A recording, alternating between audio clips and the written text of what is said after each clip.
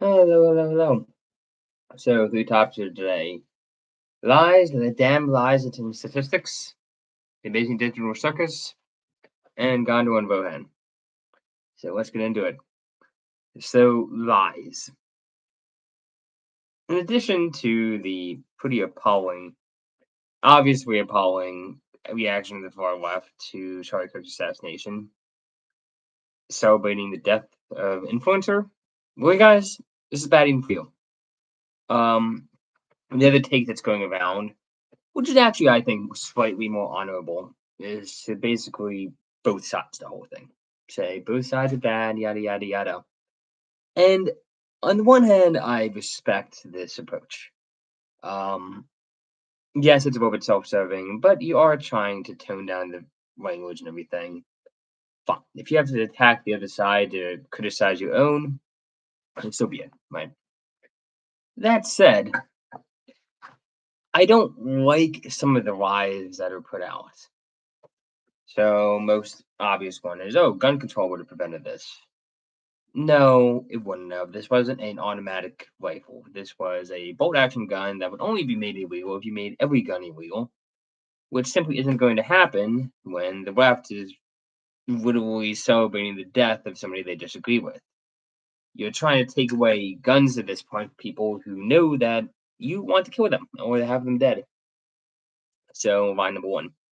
Line number two, they're like, oh, the right wing does bad stuff too. Which is true, but not the examples they use. The first example is Josh Shapiro. His house almost got burned down. It didn't get burned down by a right winger. It got burned down by a Palestine supporter who was upset that Josh Shapiro is pro Israel.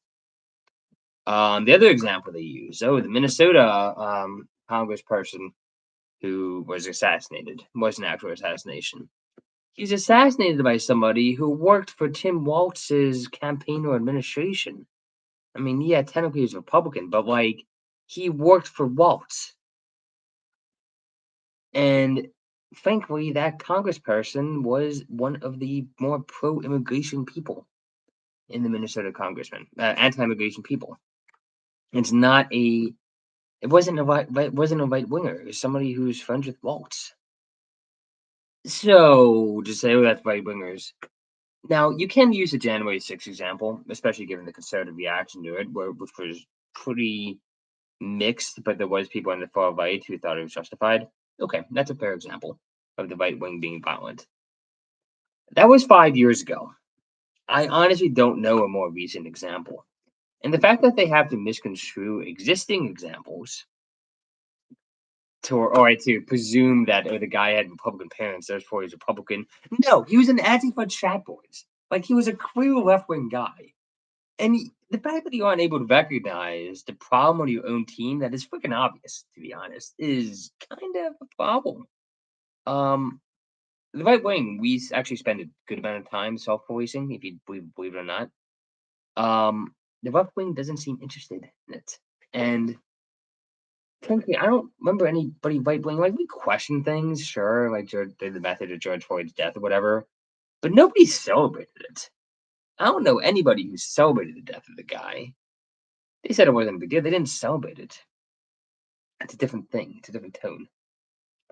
So yeah, you're not exactly winning any points with the right here by blaming us for stuff that your guys did or are doing. There's one argument that it's mostly rhetorical, but it's got some evidence. It's got some weight behind it. Scott Adams suggested that you know, give rid of guns to Democrats. You probably get rid of 90% of violence, gun violence, by taking away guns from the Democrats. Now, I don't really want that because I feel like I don't want your political beliefs to dictate your rights to have weaponry, because that more than likely would be used against conservatives. But it's a more accurate framing than to say both sides are bad. Now, both sides do have extremists. That is true. Don't forget Nazis, but there's been a lot of incidents of left-wing violence, and I feel like it happens more from that side of things, for whatever reason. But regardless, violence of any kind is bad. So it's better than the right wing does it too. Fine. Just now is not the time to blame us for stuff. So I came across a new show. So this is I don't want to always talk about politics, especially because I think the cherry pick thing has been talked about. But yeah, I want to talk about something else. So the Amazing Digital Circus. So I watched this show a while back called Murder Robots by a production company called Glitch, and I'm like, oh, Murder Robots is a lot of fun. It's basically a comedy show in the shape of a horror show. Basically, it's a whole show where basically we have AI robots, and there's a whole backstory, and they basically have more evil robots who are coming back, and they have to be stopped from killing the okay robots. Really, really nice story, but ultimately is a comedy. The Amazing Digital Circus from the same company, it's a horror show in the shape of a comedy, so it's kind of like the inverse, and it is so freaking good. It is just so good. First, the animation style. It's all happy and go lucky and nice and pretty and just gorgeous, amazing to look at. It's shiny. Um, I know a lot of people like how animation looks, and this cartoon is definitely up to snuff with that. Underneath that happy go lucky exterior, there is a lot of story. Basically, it's a rewrite of "I have no mouth, so I must scream," which is one of the most terrifying sci-fi, dystopic sci-fi stories of the past century. Um, but instead of having an AI that hates its people, it's an AI that's utterly clueless about what to do with them. So the basic premise of the show, there's 6 episodes so far. There's planning to be nine, I think, and they come out slowly. I think the next one comes out in about a month and a half. Is basically, I don't want to give up too much, but I do want to know that you have a digital circus. So we have different characters that are um, kind of cartoon characters, and your new character, Pomni, gets put into this world, and she appears in this world, and she doesn't know what's going on, and she is scared. Um, and basically, as the story goes on, each episode covers like the tragic backstory of a different character as they go through different adventures planned by Cain, which is ENIAC spelled backwards, but is also the name of a character in the Bible, Cain. And so they do these references and stuff, and some of them are real, some of them are fake. And it's so self-referential of a show. And like there's so much terribleness that goes through the entire show, existential dread galore. But meanwhile, it actually has a kind of wholesome messaging about it, where all the characters have to deal with their psychological traumas of before they, well, of either in or before, well, a mixture of in or before they became trapped in this hellscape of a game. Um, really a lot of fun. You can find it on YouTube for basically free. Um, and it's great. Everybody's favorite character is the character who's actually the worst person, which is great. Um, and there is good fiction out there. There are good stories, and this is a non-anime good story, which is nice. Um, I really wish I could introduce it to my parents, but like they're just like, "Oh, it's a cartoon." It's like it's not just a cartoon; it's actually really, really good. But in all honesty, I can't wait to show it to Faith because she is gonna get a kick out of it. Um, we both have the same, like the happy exterior and then like the twisty psychological interior. We're both fans of that kind of thing. That's why we both like Motorbots or Persona or other games and platforms.